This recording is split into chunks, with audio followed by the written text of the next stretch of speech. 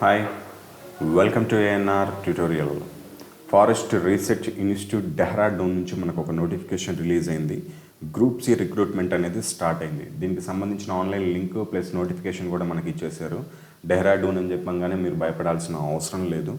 Already 2016లో ఒక notification పడింది, 2017లో exam కూడా జరిగింది. అంటే 2016 నుంచి ఇప్పటి వరకు పడలేదంటే చాలా పడ్డాయి. కాకపోతే 2017లో ఎగ్జామ్ రాసిన మన స్టూడెంట్స్కి ఒక ఇద్దరికి డెహ్రాడూన్ ఇన్స్టిట్యూట్లోనే మనకి జాబ్ రావడం జరిగింది. రీసెర్చ్ ఇన్స్టిట్యూట్లో ఇది కేంద్ర ప్రభుత్వ ఉద్యోగం. అమ్మాయిలు అప్లై చేయొచ్చు, అబ్బాయిలు అప్లై చేయొచ్చు, ఏపీ వాళ్ళు అప్లై చేయొచ్చు, తెలంగాణ వాళ్ళు కూడా అప్లై చేయొచ్చు. అయితే ఇద్దరిలో ప్రొబేషనరీ పీరియడ్ కంప్లీట్ అయిన తర్వాత ఒక అమ్మాయి డెహ్రాడూన్ నుంచి ఇక్కడ హైదరాబాద్ కూడా షిఫ్ట్ అయింది. మన రైస్ రీసెర్చ్ ఇన్స్టిట్యూట్ ఉంది కదా, దానికి మ్యూచువల్ అండర్స్టాండింగ్తో ఆ అమ్మాయి కూడా షిఫ్ట్ అవ్వడం జరిగింది. సో కాబట్టి ఎలిజిబిలిటీ ఉన్న ప్రతి క్యాండిడేట్ అప్లై చేసుకోవడానికి ప్రయత్నించండి. నేను ప్రతి వీడియోలో ఏదో ఒక నోటిఫికేషన్ గురించి చెప్తానే ఉంటాను, అది ఖచ్చితంగా అప్లై చేయమని చెప్తాను. కానీ అది చిన్న నోటిఫికేషన్ అనో లేకపోతే ఇతర రాష్ట్రాలదో అని చెప్పేసి చాలామంది భయపడడం జరుగుతుంది. నేను ఏదైతే నోటిఫికేషన్ చెప్తానో దాన్ని 1-2 సార్లు బ్రీఫ్గా అనాలిసిస్ చేసే నేను మీకు చెప్తాను. అది ఖచ్చితంగా పిల్లలకు ఉపయోగపడుతుంది. వాళ్ళు పే చేసిన ఫీజు వేస్ట్ కాకుండా వాళ్ళకి ఏదో ఒక జాబ్ వచ్చే అవకాశం ఉంటుంది అనుకుంటేనే నేను చెప్తాను.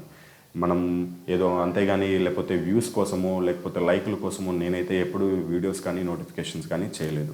నాకు యూట్యూబ్ ఛానల్కి దాదాపు 5 లక్షలకు పైగా సబ్స్క్రైబర్స్ ఉన్నారు. అంతమంది సబ్స్క్రైబర్స్ ఉన్నప్పుడు రోజు వ్యూస్ తెచ్చుకోవడానికి మినిమం రోజుకి 2-3 వీడియోలు అయినా నేను పెట్టొచ్చు. కానీ నా ఛానల్ని ఫాలో అవుతున్న వాళ్ళకి తెలుసు, నేను రోజుకి 2-3 వీడియోలు ఎప్పుడూ చేయలేదు. అసలు రోజు కూడా వీడియో చేయలేదు. నాకు నోటిఫికేషన్ ఎప్పుడైతే అది పిల్లలకు ఉపయోగపడుతుంది అనుకుంటానో ఆ నోటిఫికేషన్కి అప్లై చేస్తే ఖచ్చితంగా కొంతమందికైనా జాబ్ వచ్చే అవకాశం ఉంది అనుకుంటాను, అప్పుడు మాత్రమే నేను ఆ నోటిఫికేషన్ గురించి వీడియో చేయడం జరుగుతుంది.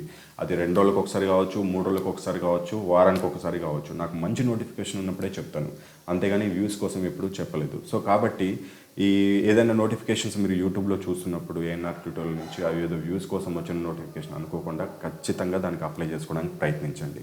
మీకు ఎలిజిబిలిటీ ఉంటే కనుక దానికి ఖచ్చితంగా అప్లై చేసుకోండి. మీరు ఆలోచించాల్సింది ఒకటే, దాని ఎగ్జామినేషన్ ఫీజు గురించి. ఆ ఫీజు ఫీజు పే చేసుకునే స్థితిలో కనుక మీరు ఉంటే ఖచ్చితంగా ఎటువంటి పరిస్థితుల్లో వెనకడుగు వేయకుండా ఒక 6 నెలలు కష్టపడి 20-30 జాబ్లకు అప్లై చేయండి. ఖచ్చితంగా ఏదో ఒక జాబ్లో ఉంటారు. జస్ట్ అప్లై చేయడమే కాదు, దానికి బాగా కష్టపడాలి కూడా, చదవాలి కూడా.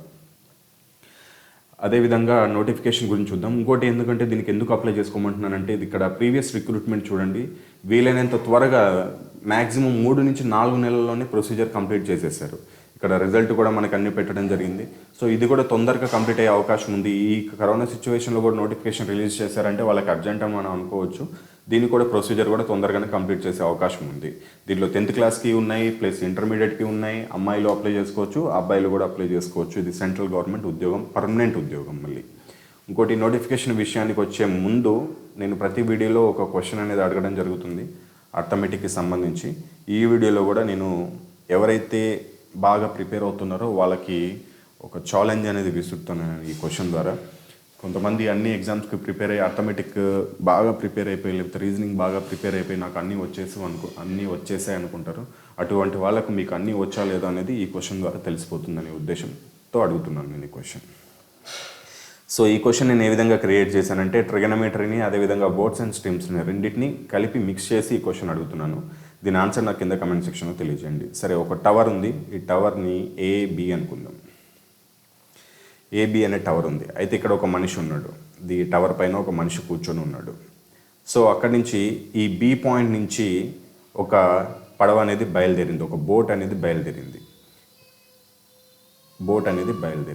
సో ఈ బి పాయింట్ నుంచి 70 మీటర్ల దూరం వెళ్ళిన తర్వాత ఆ పైన ఉన్న వ్యక్తికి ఈ బోటు ఎంత డిగ్రీల కోణంతో కనపడింది అంటే, నిమ్న కోణం అంటాం మనం దాన్ని.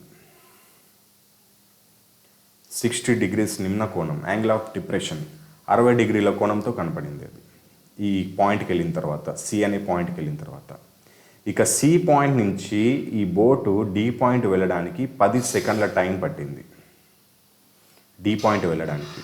సో ఈ డి అనే పాయింట్ వద్ద ఆ బోట్ ఉన్నప్పుడు ఈ టవర్ పైన ఉన్న వ్యక్తికి 45 degrees నిమ్న కోణంతో కనపడింది అనమాట. అది 45 degrees.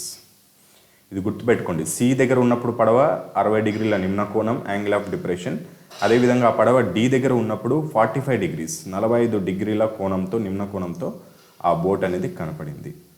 అయితే ఈ బోట్ అనేది స్టిల్ వాటర్లో వెళ్తుంది అనుకుందాం, అంటే నిశ్చల నీటిలో వెళ్తుంది అనుకుంటే ఆ బోట్ యొక్క స్పీడ్ ఎంత అనేది క్వశ్చన్.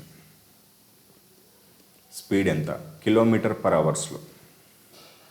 దీనికి ఆన్సర్ చేయండి. ఒక టవర్ ఉంది, ఏబి అనే టవర్ ఉంది, ఏ పైన ఒక వ్యక్తి నిల్చున్నాడు, బి అనే పాయింట్ నుంచి సి అనే పాయింట్కి 70 మీటర్ల దూరం ఉంది. ఆ దూరాన్ని ఒక బోట్ వెళ్ళింది, అంటే బి పాయింట్ నుంచి సి పాయింట్కి ఒక బోట్ వెళ్ళింది. సి పాయింట్ వద్ద బోట్ ఉన్నప్పుడు ఏ పైన టవర్ పైన ఉన్న వ్యక్తికి ఆ బోటు 60 డిగ్రీల నిమ్న కోణంతో కనపడింది, యాంగిల్ ఆఫ్ డిప్రెషన్తో. అదేవిధంగా సి నుంచి డికి ఆ బోట్ వెళ్ళడానికి పట్టిన టైం 10 సెకండ్లు. ఇక్కడ డిస్టెన్స్ అనేది ఇవ్వలేదు. డి పాయింట్ రీచ్ అయినాక ఆ బోట్ 45 డిగ్రీల నిమ్న కోణంతో ఆ వ్యక్తికి కనబడింది. సో అయినా ఆ బోట్ యొక్క వేగం నిశ్చల నీటిలో స్టిల్ వాటర్లో ఎంత?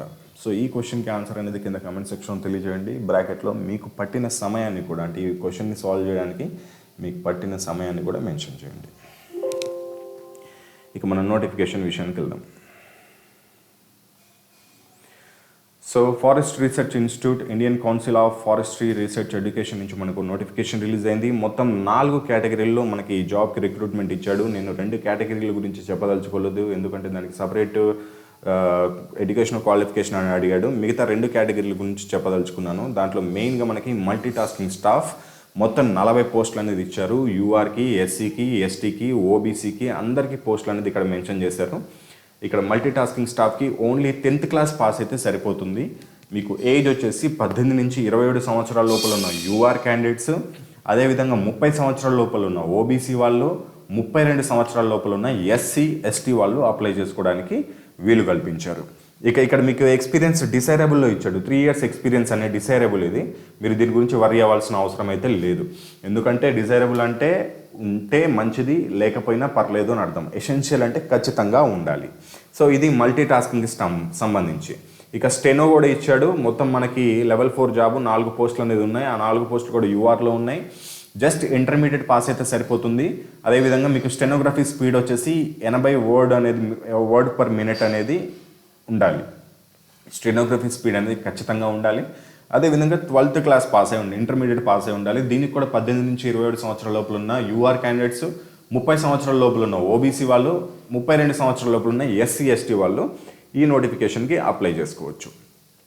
ఏజ్ గురించి ఇంకొకసారి మళ్ళీ క్లియర్గా చెప్తున్నాను చూడండి. ఈ 2 కేటగిరీలో ఉన్న పోస్టులకి సేమ్ ఏజ్ 18 నుంచి 27 సంవత్సరాల లోపల ఉన్న ప్రతి ఒక్కరు ఈ నోటిఫికేషన్కి అప్లై చేసుకోవచ్చు. యూఆర్ వాళ్ళు, ఓబీసీ వాళ్ళైతే 30, ఎస్సీ, ఎస్టీ వాళ్ళైతే 32 సంవత్సరాల లోపల ఉన్న ప్రతి ఒక్కళ్ళు అప్లై చేసుకోవచ్చు. నోటిఫికేషన్ గురించి క్లియర్గా వినండి. మీరు క్లియర్గా సగం విని మళ్ళీ కింద కమెంట్ సెక్షన్లో దాని ఏజ్ ఎంత, లేకపోతే ఎగ్జామ్ ఫీజు ఎంత, ఇవన్నీ మీరు అడగడం జరుగుతుంది. సో కాబట్టి నోటిఫికేషన్ గురించి మీరు క్లియర్గా విన్నట్లయితే మీకు ఎటువంటి డౌట్స్ వచ్చే అవకాశం అయితే ఉండదు. ఇంకా దీని గురించి మిగతా విషయాలకు వచ్చినట్టయితే ఇది మీరు ఆన్లైన్లో అప్లై చేసుకోవాల్సి ఉంటుంది. ఆన్లైన్లో అప్లై చేసుకుని అప్లికేషన్ ఫామ్ కూడా ఖచ్చితంగా మీరు ప్రింట్ తీసుకొని మీ దగ్గర పెట్టుకోవాల్సి ఉంటుంది. ఎందుకంటే రిక్రూట్మెంట్ ప్రొసీజర్ జరిగేటప్పుడు మీకు అనేది ఉపయోగపడుతుంది. ఇక్కడ ఏజ్ రిలాక్సేషన్ కూడా ఇందాక నేను చెప్పినట్టు ఎస్సీ, ఎస్టీకి 5 సంవత్సరాలు, ఓబీసీ వాళ్ళకి 3 సంవత్సరాలు. నేను ఇంక్లూడ్ చేసి మీకు అక్కడ ఏజ్ అనేది చెప్పడం జరిగింది. ఇక దీనికి సిలబస్ వచ్చేసి ఎగ్జామినేషన్ ఉంటుంది. ఎగ్జామినేషన్ సిలబస్ వచ్చేసి సేమ్ మనకి అర్థమెటిక్, రీజనింగ్, ఇంగ్లీష్, అదేవిధంగా జనరల్ స్టడీస్, ఈ 4 కేటగిరీలో నుంచి మనకి క్వశ్చన్స్ అనేది రావడం జరుగుతుంది. దీనికి సంబంధించిన ఆన్లైన్ అప్లై లింక్ కూడా నేను కింద డిస్క్రిప్షన్ బాక్స్లో ఇస్తాను. దానిపైన మీరు క్లిక్ చేసి మీరు ఆన్లైన్లో అప్లై చేసుకోవచ్చు.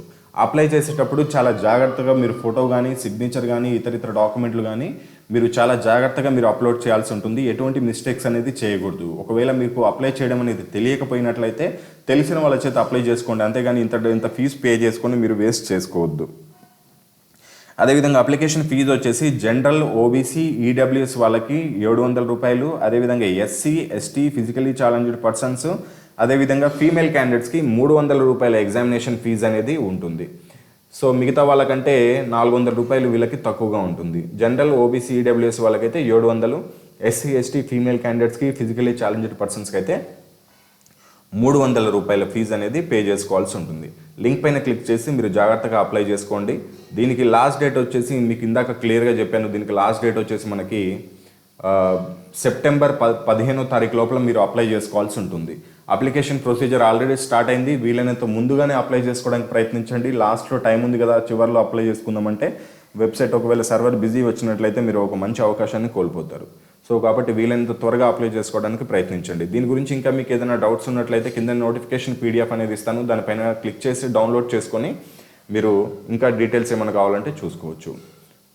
All the best. జై హింద్.